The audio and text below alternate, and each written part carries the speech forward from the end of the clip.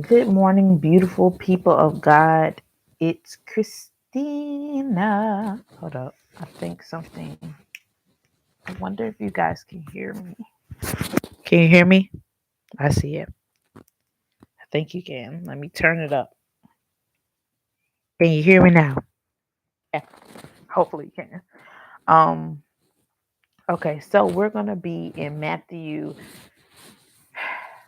5. Chapter 5. Chapter 5 is a very important chapter for me. Um, it's something that you really have to read over and over and try to get an understanding. You know, with that being said, we're talking about anger, you guys. Anger, anger, anger. Jesus says, "You have heard that our ancestors were told you must not murder. If you commit murder, you're subject to judgment." Okay. I'm not going to read the whole thing, but if you turn to Matthew 5, chapter 5 and 21, you will see that about the anger. It's a whole thing. Okay. I wrote a few things down. One thing people have to realize is that anger is in the form of many things. It's in the form of so many things. It's not always screaming to the top of your lungs. Okay. It's not always that. It's not always, let's see, always just yelling at another adult. Okay. Anger could be in the form of you yelling at your children. Oh, y'all ain't hear me? I know y'all did. Yeah. Anger is the form when y'all yelling at y'all kids all the time and y'all are upset about them making mistakes that they're supposed to make because they're children. They forget. They are trying to remember all the things that we tell them to do, not to do. You know, I'm talking about a personal experience, y'all. I ain't just talking to y'all. I'm talking about myself. I know I'm hard on my son and my daughters, but I have to realize at times they are children. They are trying to learn. Don't get me wrong. I don't put nothing past them. I don't think that they can't accept what I'm saying and understand it, but I have to give them grace. That's what it is. I just find myself trying to, why you not doing this? Blah, blah, blah. Why you ain't do that? Why you do that? Whereas, okay, you might have forgot. Let me help you. Let's do it this way. Remember what I'm telling you. Got to remember this for yourself because I won't always be here. Does that make sense? Or let me give it to some people who don't have kids. When you mean to your servant at the restaurant, Cracker Barrel or Morton's, because y'all get a little fancy, or Ruth Chris, or the, what is it, the Chart House, all the places when y'all get a little fancy, y'all go there, y'all think, oh, I got some money.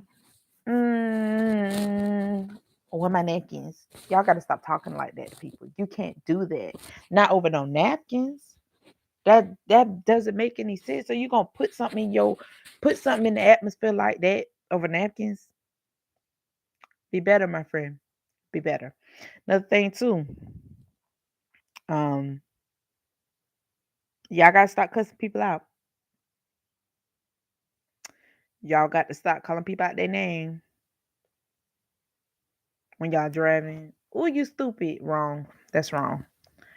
When you driving, you are dumb. You idiot. Is y'all okay? It's wrong. You're mad.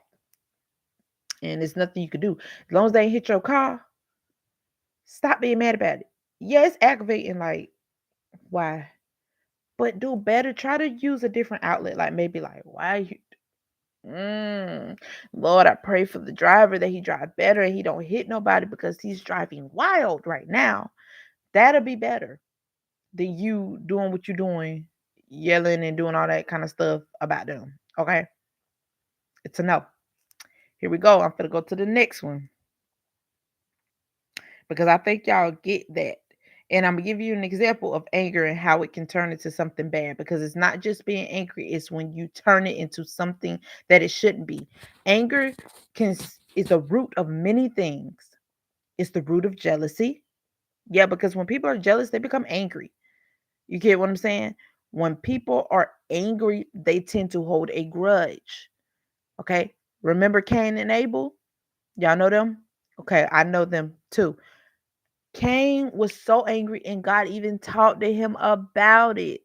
He was so angry to the fact that he murdered his only brother, I believe at the time was his only brother. I'm not sure if their mom and them had any more children at that time or Seth came in that time period, but I would say he was mad at Abel. And I'm thinking they are the oldest children, if it was other kids, they wouldn't think about each other like that. They just so he was so angry that he killed his own brother. Can you imagine? And it talks about that. Sometimes our anger can make us, it's a murder in our hearts. Because deep down inside, Cain had already murdered his brother. He probably knew what he was gonna do, just trying to figure out a way to do it. Thinking he was sneaky. And God wasn't gonna see him. Cain. But I ain't gonna talk about that. I'm leave you right there. Anyways, we're gonna go to the next thing. Y'all don't want to hear it, but it's here. Adultery. Okay. You cannot do it. Can't do it in your brain, can't do it in your heart. That's adultery.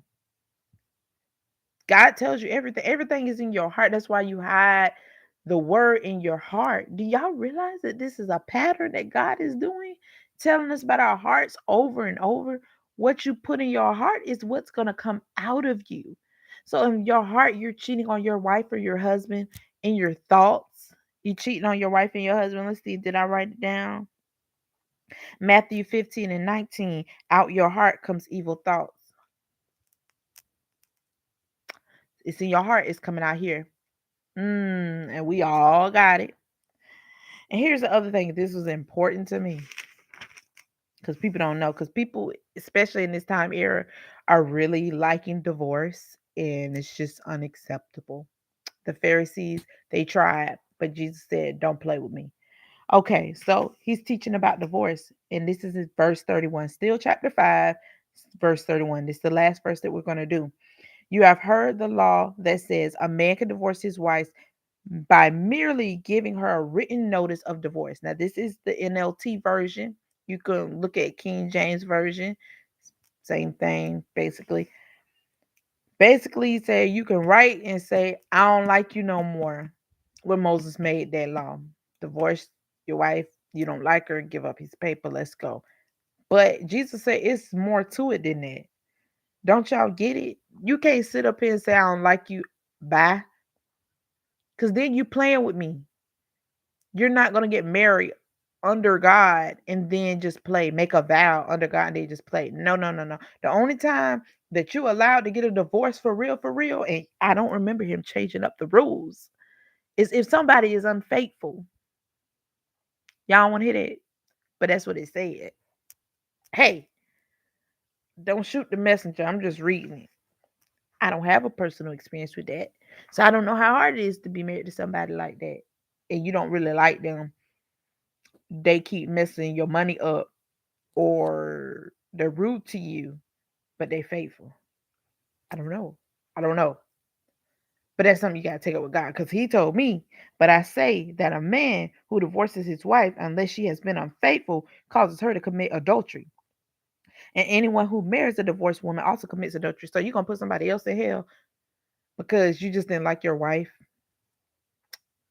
Y'all better read it. Jesus had to explain to the people that as of today, divorce is for the unfaithful. Okay?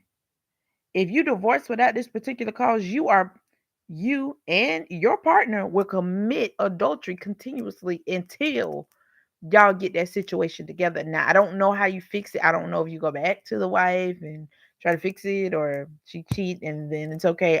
I don't know. Maybe I should ask God about it. Maybe I should keep reading. I'm not really sure. But I'm just telling you what this is saying about divorce.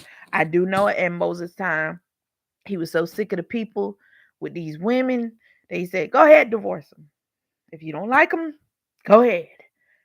But it was really just to make y'all happy. And I've read that too. It just really to, okay, whatever, do what y'all need to do. Call it a day. But Jesus had to come and let y'all be known. Now, I ain't trying to change nothing, but I'm just coming with the truth. You cannot do it. It's a no no. Now that's all that I have for you guys today. I hope y'all have a blessed day. I love you guys, and I will see you another day. Bye bye.